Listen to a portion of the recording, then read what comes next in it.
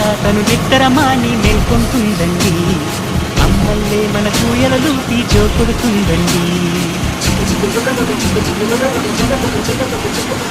సెలవులు తనకు వద్దంటూ స్నేహితులను మన